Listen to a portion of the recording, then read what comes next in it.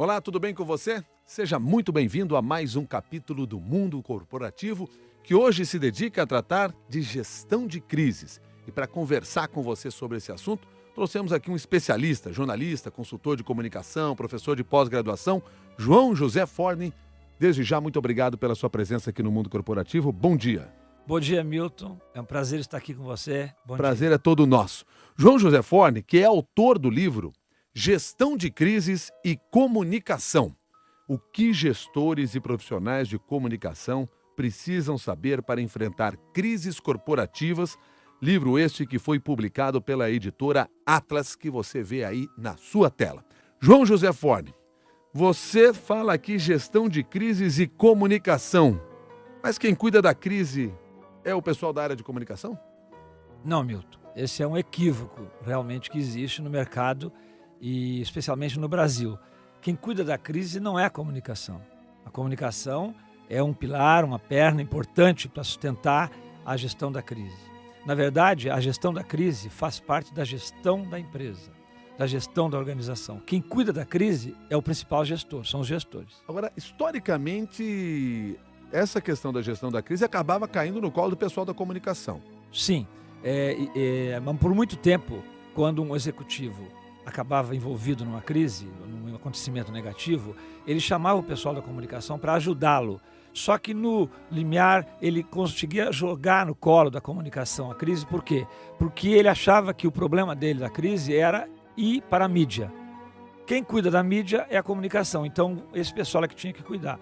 Esse é um erro, por quê? Porque na verdade a crise é um problema de gestão da organização, é um erro que aconteceu na gestão. E aí, com isso, o pessoal da comunicação não tem expertise para cuidar do problema. Não há sentido de você chamar a comunicação para cuidar de uma crise, por exemplo, na área de petróleo, na área de serviços, na área de alimentos, uma contaminação. Então, quem tem que cuidar do problema operacional, e vamos separar as duas partes, existe uma parte que é operacional, que é a parte mais importante na gestão da crise. Você poderia me perguntar, mas a comunicação não é importante? É, mas nem todas as crises vão para a mídia. O problema, primeiro, que eu tenho que cuidar é do acidente, do problema que eu tive, da crise especificamente.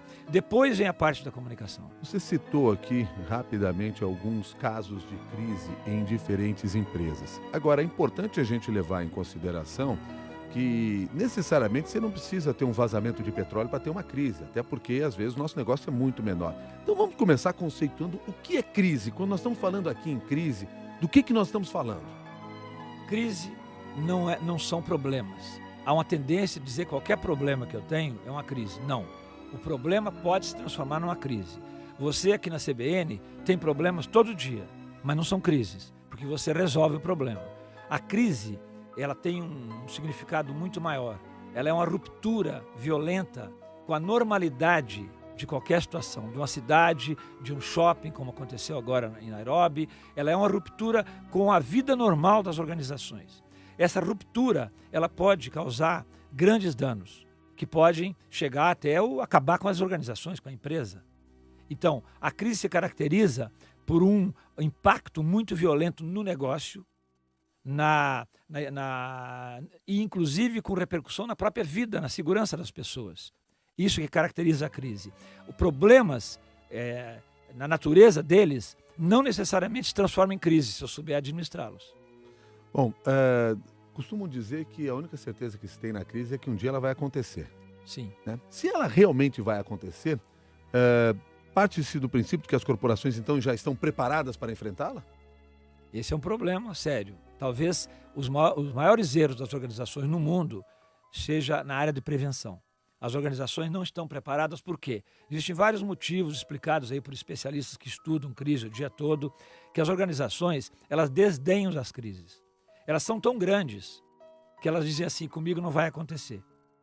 O que se diz é, as crises, elas podem não acontecer, mas um dia ou outro, né, você tem que estar preparado, você não sabe. Elas não são inevitáveis. Por que não são inevitáveis? Porque você pode prevenir e evitá-las.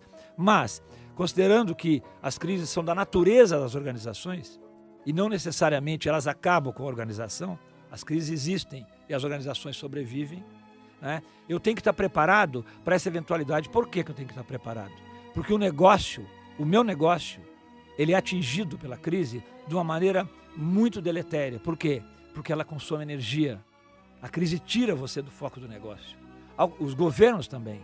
Ao consumir energia, eu não me dedico àquilo para o qual a empresa foi criada, o objetivo da empresa, ou os governos têm a obrigação de cuidar. Geralmente, quais são as causas da crise?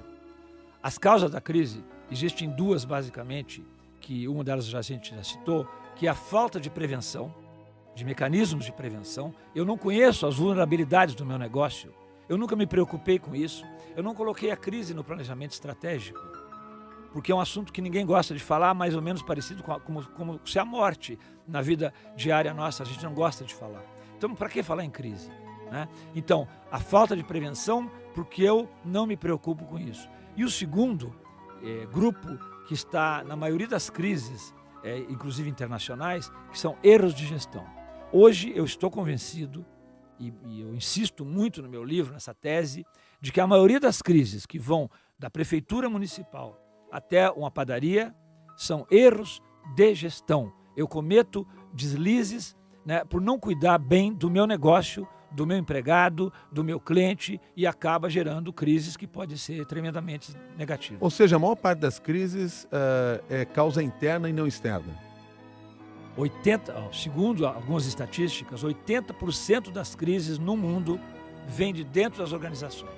Sai lá de dentro da diretoria, de gestores, gerentes, na gerência média, são de dentro das organizações. E não causas externas ou coisas como alguns, especialmente políticos, gostam de atribuir maquiavelicamente a inimigos políticos, oposição. Isso não existe. Isso é o mínimo possível. Outra coisa é que as crises seriam fatalidades que acontecem por atos de Deus também. Já existem dados que cerca de 10% das crises internacionais poderiam ser ocasionadas por coisas como da natureza, que mesmo assim, e mesmo sendo da natureza, como terremotos, né, tsunamis e outros, são previsíveis e fáceis de evitar. Mas é curioso porque normalmente quando a gente vai conversar com um gestor, com algum representante de uma empresa ou com uma autoridade pública sobre uma tragédia, alguma coisa que tenha acontecido, e é normal se ouvir na própria entrevista dizer assim, isso foi uma fatalidade. Fatalidade? Essa palavra eu proibi de ser usada pelos meus alunos e assessorados. Por quê? Eu não acredito em fatalidade.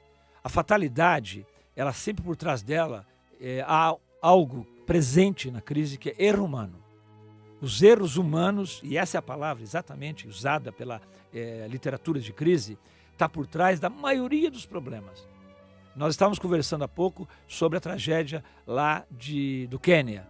E você chamou a atenção como aquele grupo colocou um arsenal dentro do shopping. Nós estamos falando da ação de terroristas num shopping center de luxo na cidade do Quênia, com centenas de pessoas mortas. Exatamente. 3, 4, 5 dias para se tentar resolver o problema. Exato. E ali teve uma falha grave, que também está na linha do erro humano, porque existem seguranças que deveriam ter verificado, triagem, que se colocou um arsenal dentro do shopping. O grupo colocou. Então aquilo ali, basicamente, é uma operação assim, ela não tem explicação lógica de ter passado na segurança aquela... Então, na verdade, a gestão e a prevenção, resumindo, são os dois fatos que ocasionam a maioria das crises internacionais e no Brasil.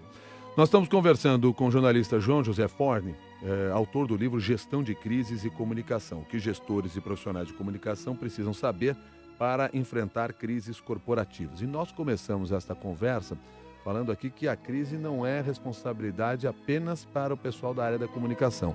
No livro, inclusive, você diz em determinado momento o seguinte, vamos trazer os gestores para o cenário da crise. O que isso significa? Isso significa que, durante muitos anos, eu trabalhei com assessoria e vi como os gestores desestabilizam quando ocorre uma crise na organização. Há um pânico, e o pânico não é recomendado na crise, como, aliás, nenhum fato negativo. Ao ter pânico, ele desestabiliza e não consegue administrar aquilo que ele deve administrar. Então ele joga a responsabilidade para terceiros. Aliás, é uma característica dos gestores procurarem jogar a crise para terceiros. Não é culpa minha, foi outro ministério, foi outra empresa, né? Isso aqui não sou culpado. Não se deve terceirizar a crise. Eu tenho que assumir a minha parcela de culpa na crise. E por que eu digo chamar o gestor para o cenário da crise? Porque, na verdade, ele não pode jogar na comunicação, porque o comunicador não sabe fazer gestão de crise. Ele faz gestão de comunicação. A comunicação de crise é importante, voltamos a dizer, mas quem conduz a operação da crise é a diretoria. Ela tem que assumir que ela tem que conduzir. Quem vai isso. coordenar as ações de crise ou a gestão de crise é necessariamente o presidente, o dono da empresa, o CEO? Essa é uma boa pergunta. Uma boa pergunta. O CEO não necessariamente tem que conduzir a crise. O CEO ele tem que estar preservado para conduzir o negócio. O core business da organização não pode ser atingido pela crise. O CEO, ele só se envolve numa crise quando a crise é muito grande, quando a crise atingiu realmente com muita força a organização. O que se recomenda? Se recomenda que qualquer crise, qualquer organização, eu eleja quem é o coordenador dessa crise. Esse coordenador, que normalmente é o coordenador do comitê de crise, é que vai fazer toda a operação da crise e conduzir junto com a equipe, que se chama time, alguns chamam time de crise, né? Numa sala de situação, no gabinete de crise, ele vai conduzir a operação, junto, naturalmente, com uma pessoa da comunicação, o jurídico, vai ter todas aquelas pessoas que vão assessorá-lo. E já digo, pouca gente. Não há como fazer gestão de crise com muita gente. Os comitês de crise não podem passar de 10 pessoas, que são aqueles que vão conduzir toda a operação. Necessariamente, então, não comandada pelo presidente da corporação. Mas há momentos, sim, que o presidente vai ter que estar à frente desse processo, que há uma exigência de que o presidente é que esteja à frente do processo, até para falar com o público, falar com o seu consumidor, dependendo lá o tipo de serviço e negócio que desenvolve? Eu posso citar duas crises aqui, uma internacional e uma nacional, que ocorreu isso. No caso da British Petroleum, o vazamento, ele foi tão grande e envolveu politicamente, inclusive, o próprio presidente dos Estados Unidos teve cobrando da British Petroleum, que não tem como o presidente não se envolver, porque a figura dele tem que aparecer, né? E no caso da Petrobras, quando a plataforma afundou a P36, o presidente mesmo declarou que ele não tinha como ficar fora daquela crise e deixar para a operação, para os superintendentes ou diretores. Por quê? Porque era tão grande o tema que ele necessariamente tinha que se envolver. Mas na média, em geral, na maioria das crises, não precisa do CEO se envolver. E eu dou um exemplo do Chile, na resgate dos mineiros chilenos, que é um bom tema, que envolve uma gestão de crise em que as pessoas ficaram lá confinadas a 700 metros. Isso aconteceu em 2010. 2010. Então, quem foi o gestor da crise do Chile foi o presidente da República? Não. O presidente da República não tem que se envolver em certas crises. Ele tem que delegar. E ele delegou para quem? Para o ministro da Mineração. Ele foi o grande mentor de todo aquele resgate e o sucesso que teve aquela crise. Tem sempre pessoas competentes, no caso, quando tem sucesso, né? Aliás, tem uma coisa interessante. Das crises que têm sucesso, a gente ouve falar muito pouco. Por que se ouve falar muito pouco? Porque não se divulga. Porque as crises de sucesso, elas não foram para a mídia. Não aconteceram, praticamente, as crises foram resolvidas rapidamente. E o caso do Chile, ele teve assim uma alta visibilidade por causa do inusitado, que pela primeira vez se resgatou alguém a 700 metros de profundidade. Agora, é possível nos dias de hoje evitar que uma crise chegue na mídia ou chegue na opinião pública? Difícil, Milton, difícil. Quem quiser abafar a crise, ele não vai conseguir. Porque hoje, dada a visibilidade que tenha os acontecimentos, a rapidez com que com o celular você coloca na mídia um fato qualquer, que tanto vale ser no supermercado como numa grande organização, não há como evitar. A mídia, hoje, a comunicação faz parte da natureza da crise. Né? Por isso que é importante eu saber como lidar com a mídia nesses momentos. Por quê? Porque a versão da crise é muito importante. Como é que as pessoas ficam sabendo da sua crise? Ela não vai lá na organização olhar como é que você está conduzindo. Ela sabe pelo relato da mídia. Por isso que é importante que as organizações deem declarações, se exponham nesse momento com a sua versão. Porque quem vai contar a história é a mídia.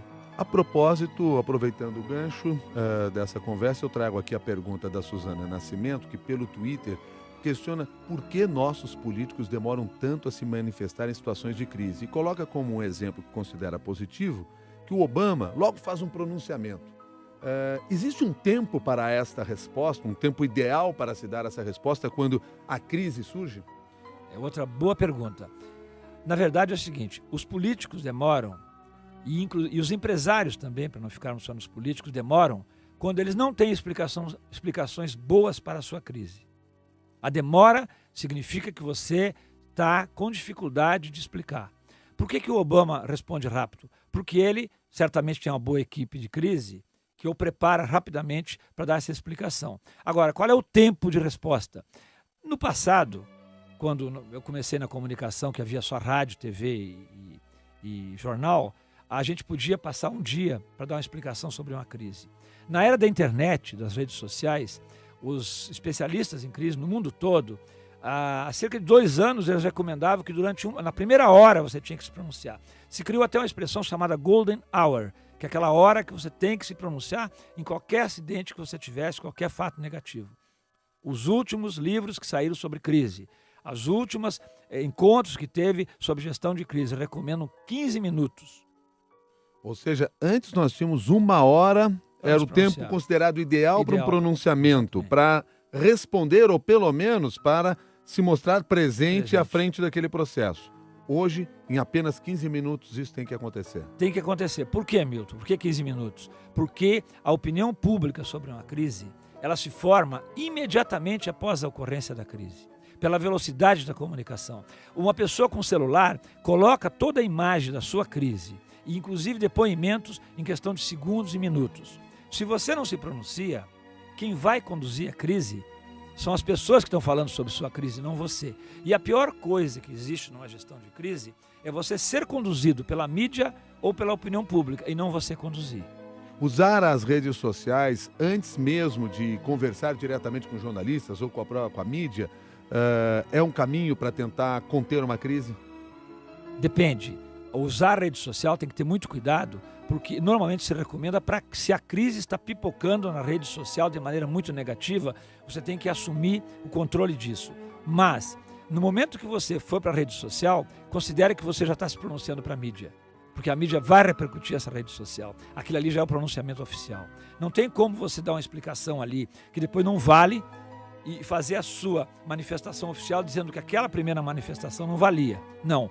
Você foi para a rede social, já está na mídia.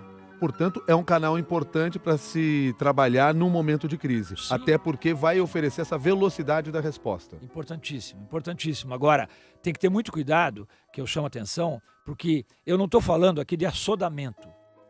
A resposta de crise, ela tem que ser muito bem pensada, ainda que seja 15 minutos, 20 minutos, eu tenho que pensar e por que eu tenho que responder, mas a grande pergunta que tem, eu não tenho ainda elementos para me pronunciar sobre a crise, porque eu não apurei tudo.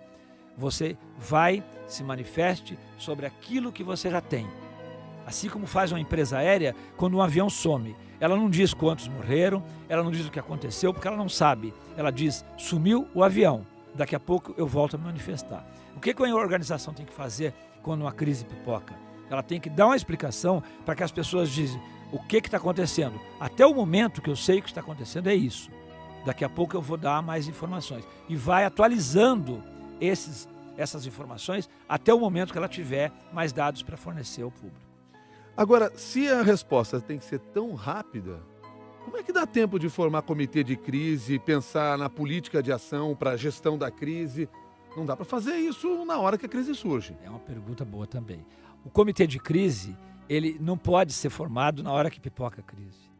Quando eu falei de prevenção, nos itens da prevenção está a existência de um comitê de crise. Ele já existe. Ele é acionado. Por isso que essa discussão tem que ser feita lá no planejamento estratégico da empresa. Exatamente, porque eu lá vou planejar e vou dizer qual é a minha equipe de crise aqui se eu tiver uma crise. Já existe essa equipe.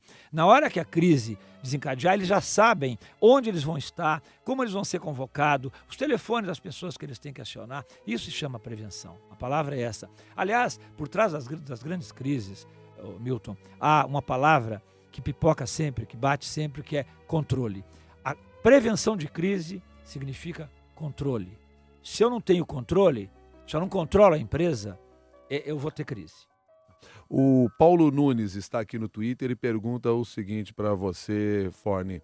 Como compartilhar informações sensíveis com os colaboradores fora do eixo dos conselheiros em uma situação de crise?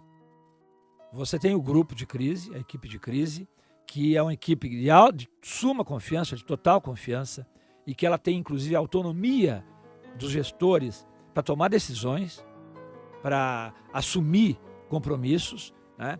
Junto com o jurídico, que está dando respaldo. Agora, o problema das informações estratégicas, há momentos na organização em que você vai ter que ter um grupo de confiança e que vai ter que compartilhar informações, não tem como. Porque a gestão de crise implica você ter um grau de confiança na organização que não pode ser minimizado e perdido nesse momento. A crise gera desestabilização na própria diretoria. Inclusive, gera discussões, brigas, e isso não pode acontecer. Então, aí que está o papel do gestor de crise, do comandante, o coordenador do comitê de crise.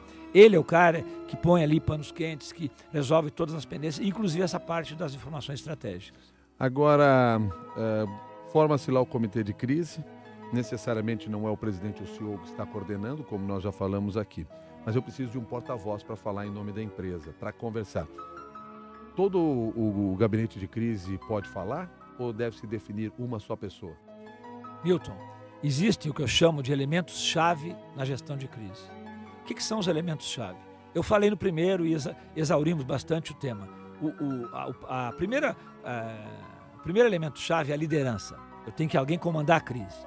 Não existe crise sem comando. A primeira pergunta que eu faço em alguém que me chama para falar sobre uma crise que está ocorrendo é: quem está comandando, quem está liderando? Segundo lugar, porta-voz, como você perguntou. Eu tenho que ter alguém, uma pessoa preparada, mas que, apesar de ser preparada, não basta só ela ser preparada com media training e tal. Ela tem que saber o tema da crise, falar sobre aquele tema, conhece o tema da crise. Não necessariamente o coordenador do comitê nem o principal gestor, pode ser um empregado, um funcionário bom de conteúdo e de mídia. Porta-voz. O terceiro elemento-chave é: eu tenho quem fala, ele sabe o que ele vai falar, é a mensagem-chave. O que ele vai dizer sobre a crise? 3 ou 4, não mais do que mensagem-chave. O quarto elemento é o timing, que é a rapidez com que eu vou falar, que também já exaurimos aqui, que é a rapidez com que eu tenho que me pronunciar. O quinto elemento é para quem eu vou falar. Eu, às vezes, estou falando com alguns stakeholders e me esqueço de falar com o cliente. Me esqueço de falar com o fornecedor da minha empresa, que está lá desesperado para ver o que vai acontecer com ele, que ele fornecia a mercadoria para a empresa. Eu me esqueço de falar com o Congresso Nacional. Aí um deputado vai fazer um discurso lá e detonar a empresa. Então, conhecer os stakeholders. E o último, eu tenho um plano de crise. Se eu tiver esses 6 elementos, eu tenho o mapa de como eu vou conduzir uma crise. Então, vamos fazer bem de forma resumida aqui. Os 6 elementos são?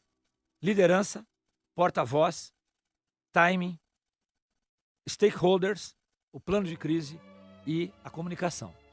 Bom, e voltando à questão aqui da comunicação, apenas como curiosidade, porque nós estamos falando aqui que a comunicação é apenas um pilar na gestão da crise. Ou seja, não fica tudo a cargo do jornalista ou do responsável pelo marketing para resolver este problema. Mas quem está nos ensinando tudo isso é um jornalista. Como é que um jornalista como você chegou a essa posição e a esse conhecimento da gestão de crise? Como é que foi essa sua carreira que levou a ponto de fazer isso que é um manual aqui de gestão de crise? Milton, é interessante. Quando eu comecei a estudar a gestão de crise, há cerca de 13 anos, que eu me dediquei mais com foco, na verdade, eu estava tentando responder a algumas perguntas que eu tive quando eu fui assessor de comunicação de empresas públicas e depois privadas durante toda a minha carreira. A grande dificuldade que eu tinha como assessor de comunicação era exatamente conciliar a gestão com a comunicação. E os meus gestores, eles muitas vezes se atrapalhavam na crise e procuravam que a gente resolvesse o problema na mídia. Com isso, eu comecei a construir conteúdos para os gestores, dando caminhos e descobrindo onde estavam as falhas das empresas. Esses caminhos eu procurei colocar no livro, por quê? E escrevi um livro que não é só para a comunicação, é para o gestor. Por quê? Porque o gestor tem um papel que eu hoje considero assim decisivo e fundamental. Não existe gestão de crise sem a participação do gestor. Não há um assessor de comunicação no mundo, por mais competente que seja, inclusive pode ser o do presidente americano, que consiga fazer uma gestão de crise boa sem a participação do presidente, sem a participação do principal gestor. Ele que dá as coordenadas, o board da diretoria é que dá as coordenadas para uma gestão de crise. Nós somos especialistas no tema. Agora, na hora que isso tem que ir para a rua, ele vai chamar o especialista e vai dizer assim, como eu coloco isso para a população? Como eu me exponho a essa crise? Que não é fácil. É muito bom quando um gestor tem coisas boas para divulgar na mídia, mas quando ele vem aqui na CBN, dá uma entrevista para você, né, no jornal da CBN, sobre um fato negativo, quando as redes sociais estão batendo nele, quando o cliente está reclamando violentamente sobre coisas que a empresa cometeu, erros que ela cometeu, não é fácil o gestor vir aqui. Ele é preparado por quem? Pelos especialistas em comunicação. Agora, ele é que tem que ter isso, o comando disso. Não basta ele colocar isso só na responsabilidade dos gestores de comunicação. A impressão que eu tenho é que normalmente quando acontece uma crise, o porta-voz da empresa se transforma numa folha A4. Porque só manda um comunicado para lá e para cá e ninguém aparece. Isso ainda acontece muito? Acontece muito. Aliás... E tem um momento para que isso aconteça de forma correta, ou seja, que se trabalhe dessa maneira, até porque não é momento do porta-voz se expor? Existe. A empresa não necessariamente tem que dar uma entrevista assim que a crise desencadear. Aliás, muitas empresas cometem um erro nesse momento. Ele vai correndo, o gestor da entrevista, não está bem preparado ainda, ele nem conhece toda a crise, às vezes o jornalista conhece mais que ele, porque as informações são rápidas, e ele vai despreparado. O que se recomenda é, no primeiro momento eu tenho que me posicionar.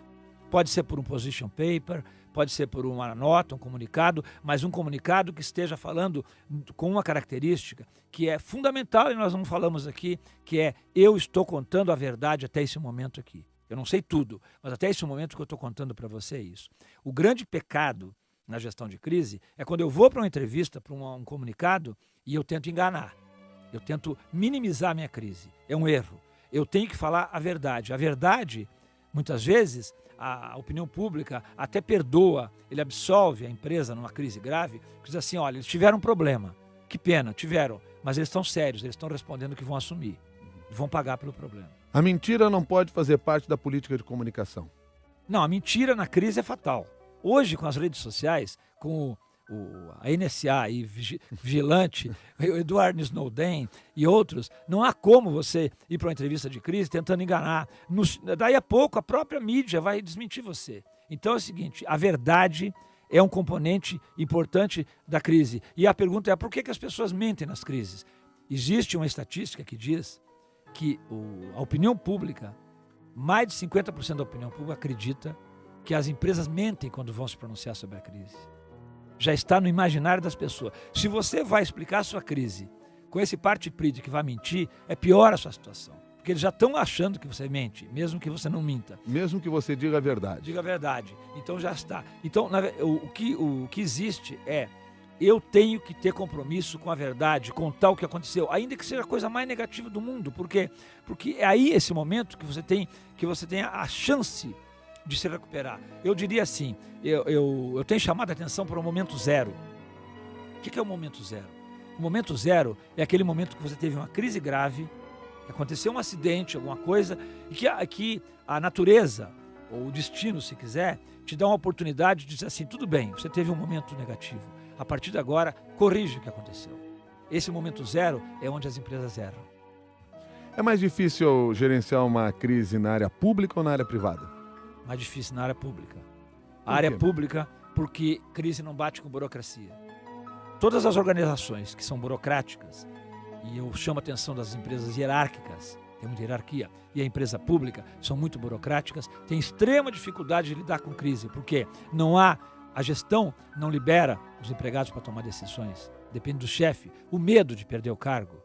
Então, a área pública é muito complicado para fazer gestão de crise, porque a burocracia atrapalha, o envolvimento político atrapalha, a dependência política. Agora, as empresas privadas também têm a sua burocracia muitas vezes. Tem. A empresa privada, burocrática, ela tem que se preparar. Eu não acredito em empresas que demoram para atender um cliente. Se ela tiver uma crise, ela está no pior dos mundos. Por quê? E quando você se refere a atender o cliente, você não está nem se referindo a atendê-lo na crise. Não. Você está dizendo atender no seu trabalho cotidiano. Mas é a empresa que demora para atender, prestar o seu serviço, quando chegar a crise, pode contar que ela vai sofrer. Pior dos mundos. A empresa que não consegue atender bem um cliente no call center, no balcão e no telefone, ou no site, porque o site a primeira entrada do cliente hoje na empresa, no site, no telefone, e eu tenho que ter bom atendimento, às vezes o telefone está escondido, não consigo nem achar. Se a empresa não atende bem, no dia que ela tiver uma crise, eu não acredito nessa empresa. Toda crise arranha a reputação? A reputação é um elemento que está presente, aliás, uma parte do meu livro é só sobre reputação. Reputação e imagem. Toda crise, ela é uma ameaça à reputação. Ela não necessariamente vai arranhar. Se você administrou bem a crise, provavelmente vai sair incólume. Agora, a maioria das crises que foram mal ou medianamente administradas, elas deixaram arranhão na reputação. Algumas jogam a imagem no buraco, não a reputação, se a reputação for forte, né? Agora, a crise grave, que foi mal administrada, que cometeu erros graves, ela vai dar um arranhão tão forte na reputação, a ponto de algumas empresas sumirem do mercado. Como várias que tem na história aí que sumiram do mercado. Por quê? Ela não conseguiu segurar o momento numa crise grave, a reputação foi pro buraco. Agora, é possível sair maior depois de uma crise? É possível. As crises não são o fim das empresas. Existe uma estatística que diz que a maioria das empresas envolvidas em crise no mundo, elas sobreviveram. E como sobreviveram? Com desgaste, com peso, sim. Mas muitas delas sobreviveram mais fortes. Por quê? Porque a crise é como se fosse um chacoalhão na empresa. Ela é um momento assim de instabilidade e que ajuda a empresa a se recuperar. Para fechar aqui essa nossa conversa no mundo corporativo, uma recomendação final sua dentro desse tema de gestão de crise que você considere fundamental. Milton, de tudo que a gente falou aqui, eu acho que os empresários, né, o pessoal da comunicação que fica lá ajudando o empresário a colocar a empresa, fazer o marketing da empresa, ele tem que se preocupar com para quem ele trabalha. As crises, a empresa muitas vezes vê as crises como um problema dela. Ela olha para o umbigo e diz assim, eu estou com um grave problema. Não, as crises são um problema social, são um problema da comunidade. A tua crise não é uma crise da organização, é uma crise dos teus stakeholders. Todos eles são atingidos pela tua crise. Se a empresa olhar do ponto de vista do consumidor, ela vai ter muito mais preparo para evitar crises corporativas que são extremamente deletérias e graves para o futuro da organização. João José Forni, muito obrigado pela sua gentileza de conversar conosco aqui, trazer parte desse seu conhecimento na gestão de crise no mundo corporativo. Obrigado e até uma nova oportunidade. Milton, obrigado aqui pela oportunidade que a CBN me deu. Um bom dia para você. Muito obrigado. João José Forni é jornalista, consultor de comunicação, professor de pós-graduação e autor do livro Gestão de Crises e Comunicação, o que gestores e profissionais de comunicação precisam saber para enfrentar crises corporativas, livro este publicado pela editora Atlas e no qual você vai encontrar, claro, tudo aquilo que o Forni conversou conosco aqui e muito mais conhecimento. A você que participou conosco dessa conversa, muito obrigado também pela sua presença. Lembrando que essa discussão você pode levar para o nosso grupo lá no LinkedIn, no Mundo Corporativo da CBN. Você se inscreve lá e debate com o pessoal da sua rede social também sobre este assunto que é fundamental. Combinado? Até um próximo capítulo do Mundo Corporativo.